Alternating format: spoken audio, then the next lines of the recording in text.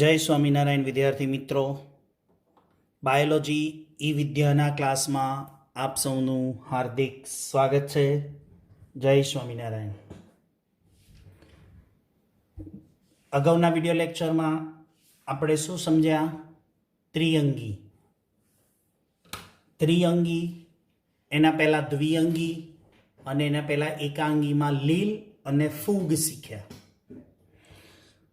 એકાંગી, દ્વિઅંગી ને ત્રિઅંગી એ અપુષ્પ ને બીજવિહીન વનસ્પતિ કહેવાય. એનો ચાર્ટ આઇકલની વર્ગીકરણ પદ્ધતિ પ્રમાણે સંપૂર્ણ રીતે આપણે સમજાવવાનો છે, જેની ચર્ચા અગાઉ આપણે થઈ ગઈ છે. એ જ પ્રમાણે આપણે જોઈશું. આજે શીખીશું અનાવૃત બીજધારી, ટોપિક નંબર 3.4 અનાવૃત બીજધારી વનસ્પતિ.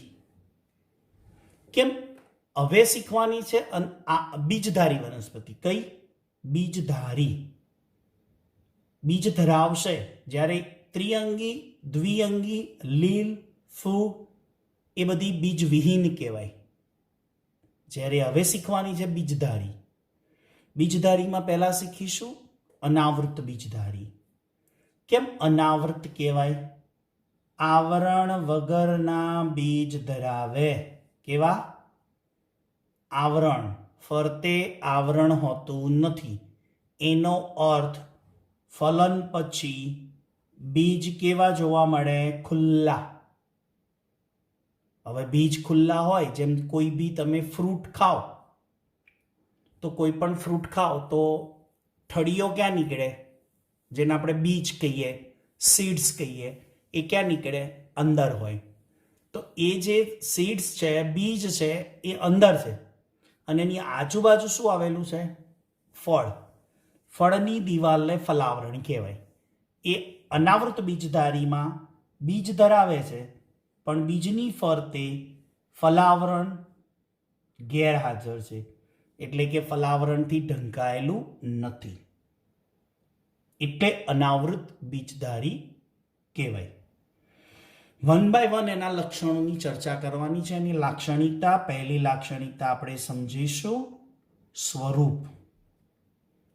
સ્વરૂપમાં મધ્યમ કદની પણ છે અને ઊંચા કદની પણ છે. ઊંચું કદ એટલે સિકોયા સિમ્પરવિરેન્સ, રેડ વૃક્ષ કહેવાય. શું કહેવાય? જાયન્ટ ટ્રી કહેવાય. યાદ રાખજો, સિકોયા સિમ્પરવિરેન્સ. કેટલી ઊંચાઈ લખી છે મેં અહીંયા? 120 થી 130 મીટર સુધી ઊંચી. 120 થી 130 મીટર્સ. એટલે હું જસ્ટ આઈડિયા આપું તમને, 120 મીટર એટલે શું કહેવાય? 40 થી 50 માળ ઊંચી વનસ્પતિ કહેવાય. કેવી? 40 થી 50 માળની બિલ્ડિંગ હોય ને, કોઈ હાઈ રાઇઝિંગ બિલ્ડિંગ, એ બિલ્ડિંગની અંદર કેટલા ફ્લોર હોય? 40 થી 50 માળ, જેને નામ આપવામાં આવે છે સ્કાયલાઇન. નરોડામાં એક બન્યું છે ક્યાંક આ બાજુ કઠવાડા રોડ ઉપર, સ્કાયલાઇન નામ આપવામાં આવ્યું છે, કે જે આકાશ સુધી ઊંચી હોય. એટલે કે 40 થી 50 માળ ઊંચી બિલ્ડિંગ જે દેખાય ને તમને, એવું સમજવાનું કે સિકોયા સિમ્પરવિરેન્સ એટલી ઊંચી વનસ્પતિ છે અને હાજર છે. એને રેડ વૃક્ષ કહેવાય, રેડ વૃક્ષ કહેવાય. ચલો, આવી વનસ્પતિઓમાં બીજી છે પાઇનસ છે, સાયકસ છે. આ બધી વનસ્પતિ અનાવૃતમાં આવે. પ્રકાંડ કેવું જોવા મળે છે? અશાખિત. યાદ રાખજો, સાયકસ કૌંસમાં લખ્યું છે બ્રેકેટમાં, અનબ્રાન્ચેડ, કે જેને કોઈ શાખા નથી, એવી કઈ વનસ્પતિ કહેવાય?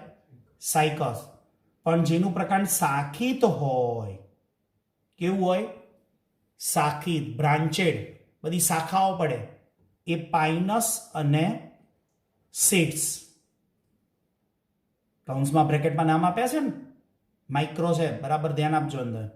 શાખિતમાં પાઇનસ અને સીડ્સ અને અશાખિતમાં સાયકોસ. ચલો, મૂળ. મૂળ સામાન્ય રીતે સોટીમય પ્રકારના. 5મા ચેપ્ટરમાં તમને શીખવાડીશ કે સોટી મૂળ અને તંતુ મૂળ કોને કહેવાય. સ્ટીક ટાઈપનું, સોટી જેવું હોય, જાડું, લાંબુ હોય પણ જાડું સ્ટીક જેવું હોય, એને સોટી કહેવાય. સોટી તમે કોને કહો? એટલે સોટીમય પ્રકારનું. શાખિત હોય, ઝાડ જે બનાવે.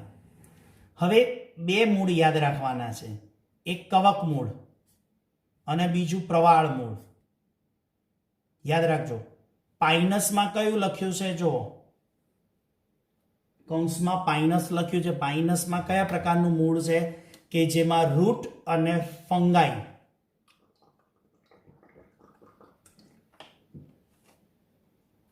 મૂળ અને ફૂગનું સહજીવન હોય. આગળ આવી ગયું ને, ફૂગની પોષણ પદ્ધતિમાં સમજાવી દઉં. ફૂગ અને મૂળનું સહજીવન એટલે ફૂગ અને મૂળ, રૂટ અને ફંગાઈ બે સાથે હોય, એને માઇકોરાઇઝા કહેવાય. માઇકોરાઇઝા. તો પાઇનસમાં જે મૂળ છે એ કવક મૂળ પ્રકારના છે.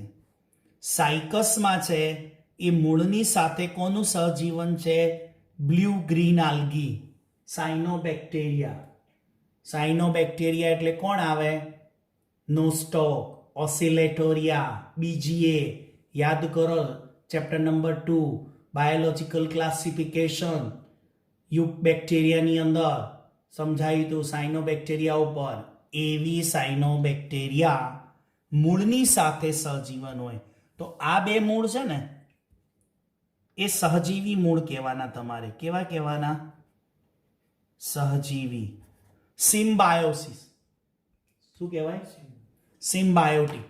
એટલે કે એકબીજાને પરસ્પર ફાયદો કરે. Plus plus. પ્લસ પ્લસ એટલે શું? એકમેકને એકબીજાથી ફાયદો થતો એને પ્લસ પ્લસનો સંબંધ કહેવાય.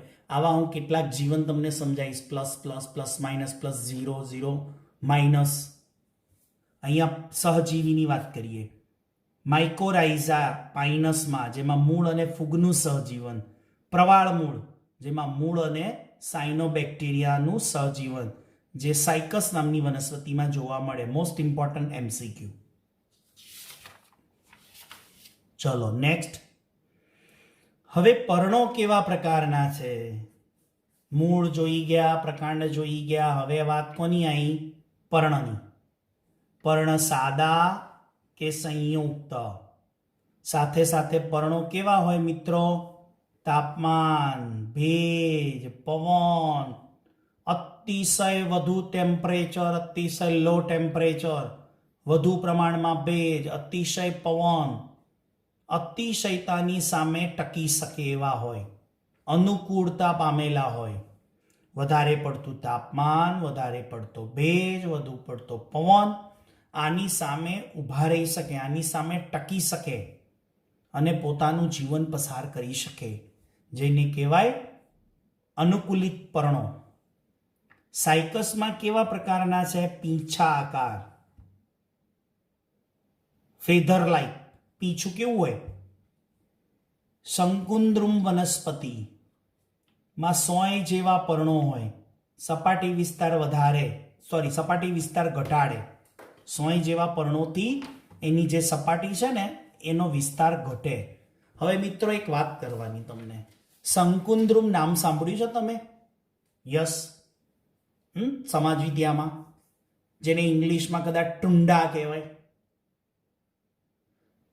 શંકુદ્રુમ એટલે થોડોક આઈડિયા વિચારો, કદાચ કોઈને રિમેમ્બર થાય.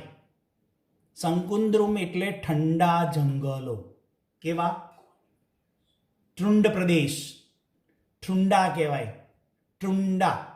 શંકુદ્રુમ એટલે ઠંડા પ્રદેશોમાં, એટલે ઠંડા પ્રદેશો ખરા, પણ ઠંડા પ્રદેશોની અંદર જંગલો જે હોય ને એને કહેવાય ટ્રુંડા, શંકુદ્રુમ.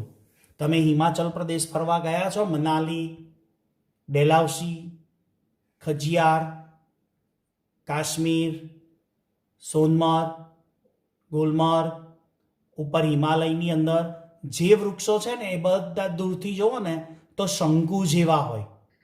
એ બધા પાઇનના છે, સાયકસના છે. એટલે એ જંગલોનું નામ શું પડ્યું? શંકુદ્રુમ.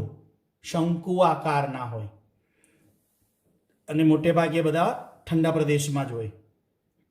ચલો, એવા પર્ણો છે ને, એ પર્ણોની સપાટી ઉપર એક ક્યુટિકલનું જાડું આવરણ હોય, મીણ જેવું. કેવું? મીણ જેવું જાડું ક્યુટિકલનું લેયર હોય. એ શું કરશે? પાણીનો વ્યય ઘટાડે, બાષ્પોત્સર્જન એટલે કે ઇવોપોરેટ, જેને બાષ્પોત્સર્જન કહેવાય, પાણી વરાળ સ્વરૂપે ગુમાવવું. એટલે કે ક્યુટિકલનું જાડું આવરણ હોવાથી પાણીનો વ્યય ઘટે. નિમગ્ન વાયુરંધ્રો. તમને એમ થશે કે આ વાયુરંધ્રો એટલે નિમગ્ન એટલે શું? એ ક્યારેક જ ખુલે. ક્યારેક ખુલે એટલે હંમેશા કેવા હોય? વાયુરંધ્રો બંધ હોય. વાયુરંધ્રો બંધ હોવાથી પાણીનો વ્યય ઘટે છે. એક પ્રકારનું છિદ્ર છે જેમાંથી પાણી બહાર નીકળે, વરાળ થઈને બહાર નીકળે અને ત્યાંથી CO2 એન્ટ્રી લે. એટલે આ વાયુરંધ્રો નિમગ્ન હોવાનો અર્થ કાયમી બંધ રહેતા હોય. એટલે મેં અહીંયા શું લખ્યું? ક્યારેક ખુલે.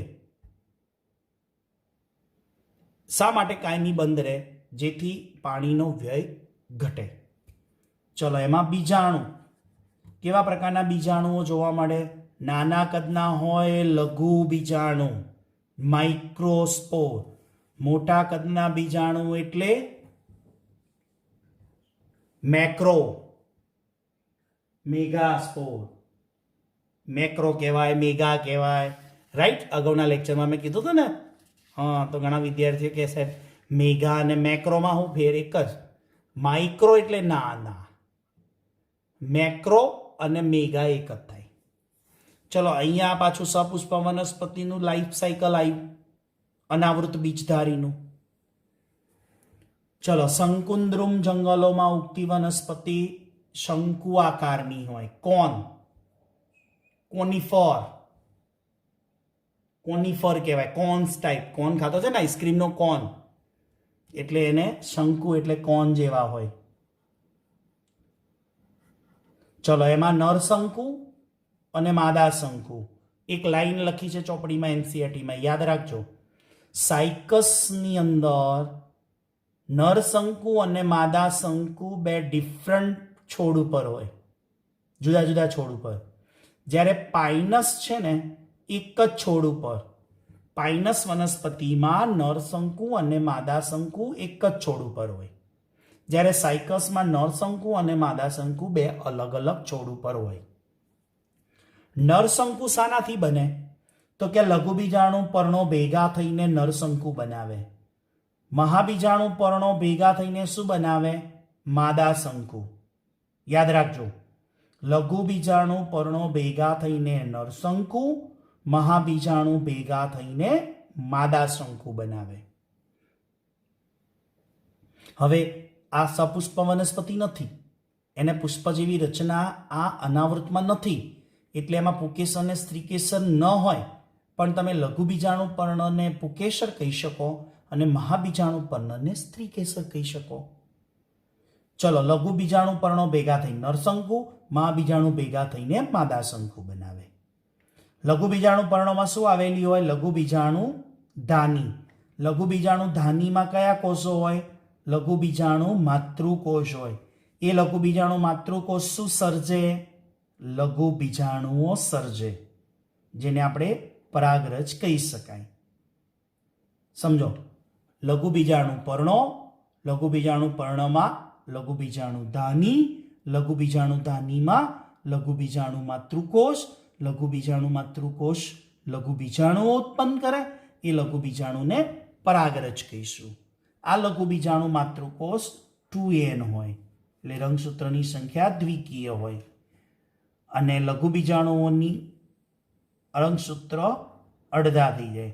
એટલે કઈ પ્રક્રિયા થશે? અર્ધીકરણ થશે. શું થશે? અર્ધીકરણ.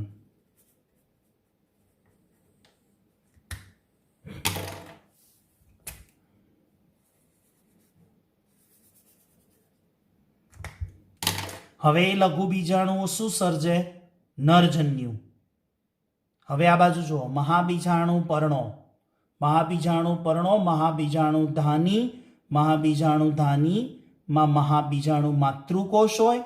એ મહાબીજાણુ માતૃકોષમાં રંગસૂત્રો 2n હોય અને મહાબીજાણુ બનાવે ને ત્યારે અર્ધીકરણ થઈને 4 મહાબીજાણુઓ સર્જાય, એકકીય.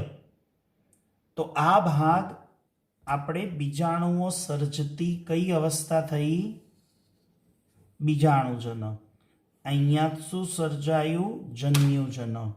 એટલે આ અવસ્થાને શું કહેવાશે? બીજાણુજનક અવસ્થા. આને કહેવાશે જન્યુજનક અવસ્થા. તો લઘુ બીજાણુજનક અને જન્યુજનક વારાફરતી, એટલે અનાવૃત બીજધારીનું લાઈફ સાયકલ થયું. હવે આ નરજન્યુ અને માદાજન્યુ છે એનું ફલન થાય. ફલન થઈને ફલિતાંડ બને. ફલિતાંડ એટલે કોણ? યુગ્મનજ. જેમાં નરજન્યુ માદાજન્યુનું ફલન થઈને યુગ્મનજ. યુગ્મનજ કેવી રચના? એકોષી. ઓકે. હવે એ યુગ્મનજનો વિકાસ થાય. એ વિકાસ થઈને નવો વનસ્પતિ દેહ બને. એ વનસ્પતિ દેહ નાનો હોય અને પછી મોટો થઈને શંકુ જેવી રચના ધારણ કરે અને એના ઉપર નરશંકુ અને માદાશંકુ આવે. જો અલગ અલગ છોડ ઉપર આવે તો સાયકસ અને એક જ છોડ ઉપર આવે તો પાઇનસ. હવે થોડીક ઇન્ટરનલ રચના છે માદામાં. અંડક. અંડક એટલે શું? તો કે મહાબીજાણુ પર્ણો ઉપર આવેલા છે, ઉદ્ધવમુખી હોય. ઉદ્ધવમુખી એટલે એનું મુખ ઉપરની તરફ હોય. આ ઉદ્ધવમુખી અંડક કહેવાય. ઉદ્ધવમુખી અંડક છે. એમાં બીજાશયનું આવરણ હોતું નથી, એટલે કેવા હોય? અનાવૃત. હવે એક માતૃકોષ છે 2n, એનું અર્ધીકરણ થયું અને કેટલા એકકીય બીજાણુઓ સર્જાયા? 4 એકકીય બીજાણુઓ સર્જાયા. આ એક માતૃકોષ છે જેમાં રંગસૂત્રની સંખ્યા 2n હોય. અર્ધીકરણ થાય ત્યારે 4 એકકીય મહાબીજાણુઓ સર્જાય અને એના દ્વારા માદાજન્યુજનકનો વિકાસ થાય. આની વિશેષ ચર્ચા અને રચનાની સમજૂતી 12 સાયન્સમાં આવે છે, ત્યાં આપણે વિગતવાર કરીશું. હવે હમણાં એવું કીધું કે અહીંયા નરજન્યુ છે અને અહીંયા માદાજન્યુ છે. નરજન્યુ તો લઘુ બીજાણુ પર હોય ને, નરશંકુમાં હોય. માદાજન્યુ માદાશંકુમાં હોય. તો નરજન્યુ ને માદાજન્યુ સુધી આવવાનું કેવી રીતે? તો તમે નાના ધોરણમાં પરાગનયન શીખ્યા હશો. પરાગનયન એટલે પુકેસર ચક્રની પરાગરજ સ્ત્રી કેસર ચક્રના પરાગાસન ઉપર સ્થાપિત થવાની ક્રિયાને કોને?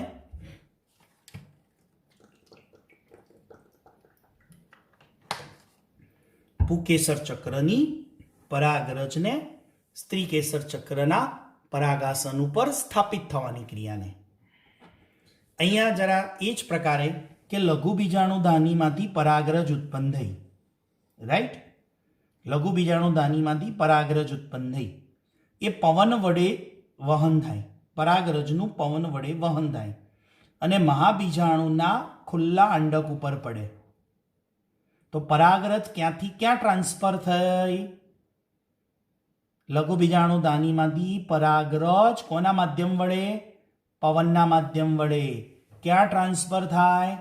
ખુલ્લા અંડક ઉપર, જેને શું કહેવાય? પરાગનયન કહેવાય. પરાગનયન થાય એટલે શું થાય? ફલન થાય. ફલન થાય ત્યારે અંડક ઉપર સ્થાપિત પરાગરજનું સ્થાપન થાય. અંડક ઉપર પરાગરજ સ્થાપન થાય. પરાગરજમાંથી શું સર્જાય? પરાગનલિકા. અને પરાગનલિકામાં શું હોય? નરજન્યુ હોય. જો આ પરાગરજ, આ પરાગરજમાંથી પરાગનલિકા સર્જાઈ અને પરાગનલિકામાં નરજન્યુ હોય. આ પરાગનલિકામાં નરજન્યુ હોય અને પરાગનલિકા ક્યાં પહોંચે? અંડક સુધી. આ અંડક છે. એ પરાગનલિકા અંડક સુધી આવી અને આવી રીતે નરજન્યુને આ માદાજન્યુ સુધી લાવે. એટલે આને ફલન કહેવાય. એટલે આ નરજન્યુ અને આ માદાજન્યુ ભેગા થઈને ફલન કરે. ફલન થયા પછી શું? તો કે ફલન બાદ જે પણ ઘટના થાય એને શું કહેવાય? પશ્વફલન. ફલન થયા પછી શું બન્યું? યુગ્મનજ બન્યું. એ યુગ્મનજનું રૂપાંતર ભ્રૂણમાં થાય એટલે કે ભ્રૂણ બનશે અને પછી અંડકો શામાં ફેરવાય? બીજમાં. એટલે કે અંડક બીજમાં રૂપાંતર થાય. બરાબર? અને બીજાશય તો છે નહીં એટલે ફળ બનશે નહીં. એટલે બીજ કેવા રહી જવાના? ખુલ્લા. ઉદાહરણ તરીકે સાયકસ, પાઇનસ, ઝીંકો, ઓરોકેરિયા, જેને નાતાલ વૃક્ષ કહેવાય. નાતાલની અંદર બધા ઘરમાં નાતાલ તહેવાર ઉજવે ત્યારે વૃક્ષો ઉગાડે છે ને, જેને શું કહેવાય? ક્રિસમસ ટ્રી, જેને ઓરોકેરિયા. અને થુજા, મોરપીંછ, થુજા મોરપીંછ કહેવાય કે વિદ્યા. તો આ એના શું થયા? ઉદાહરણો થયા.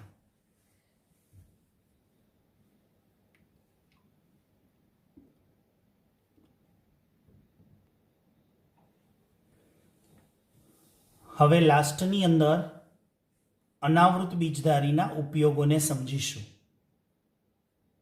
ટોપિકનો એન્ડ છે. નીટમાં પૂછાય, ચોપડીમાં છે નહીં. સુશોભન. અનાવૃત બીજધારી સુશોભનમાં વપરાય, જેમ કે સાયકસ, થુજા, ઓરોકેરિયા. આ સુશોભન માટે છે. પછી અનાવૃત બીજધારી લાકડાના સ્ત્રોત તરીકે છે, એટલે કે બળતણ તરીકે વપરાય. ફર્નિચરમાં પેકિંગ એટલે જે ખોખા બને. પછી મેચબોક્સ, મેચબોક્સ એટલે માચીસનું બોક્સ. પેન્સિલ બને છે ને, અનાવૃત બીજધારીમાંથી બને છે. પછી સારવાર એટલે કે મેડિકલ ક્ષેત્રે એક વનસ્પતિ છે, યાદ રાખજો, એફેન્ડ્રીન. કઈ? એફેન્ડ્રીન આલ્કેલોઇડ વનસ્પતિ છે. એમાંથી એ એફેન્ડ્રીન આલ્કેલોઇડ દ્રવ્ય છે એ કઈ એક જાતિ છે? એફેન્ડ્રા. એફેન્ડ્રા જાતિની અનાવૃત બીજધારીમાંથી એફેન્ડ્રીન આલ્કેલોઇડ મળે છે, જે કફ, અસ્થમા અને બ્રોન્કાઇટિસ આવા શ્વસન માર્ગના રોગોમાં ઉપયોગી છે. ખાદ્ય પદાર્થ એટલે ખોરાક તરીકે વપરાય. યાદ રાખજો, એક પાઇનસની જાતિ છે, પાઇનસ ગેરાડિયા. પાઇનસ ગેરાડિયના એના બીજ ખવાય છે. પાઇનસ ગેરાડિયના જાતિ છે, એના બીજ ખવાય છે. એ બીજ જે ખવાય છે એને ચિલગુજા કહેવાય. એક આઇટમનું નામ છે ચિલગુજા. એ ચિલગુજામાં પાઇનસના બીજ ખોરાક તરીકે વપરાય છે. છેલ્લો ઉપયોગ છે અન્ય ઉપયોગી વસ્તુઓ તરીકે રેઝિન, ટેનિન અને પરફ્યુમ અને કેટલાક આવશ્યક તેલો. આ ઉપયોગ છે અન્ય. રેઝિન મળે, અનાવૃતમાંથી ટેનિન મળે, પરફ્યુમ મળે અને કેટલાક એસેન્શિયલ ઓઇલ, આવશ્યક તેલ. આ થયા અનાવૃત બીજધારીના ઉપયોગો. આવતા વિડીયો લેક્ચરની અંદર આપણે જોઈશું આવૃત બીજધારી વનસ્પતિ. ત્યાં સુધી મને રજા આપશો. જય સ્વામિનારાયણ. જય હિન્દ.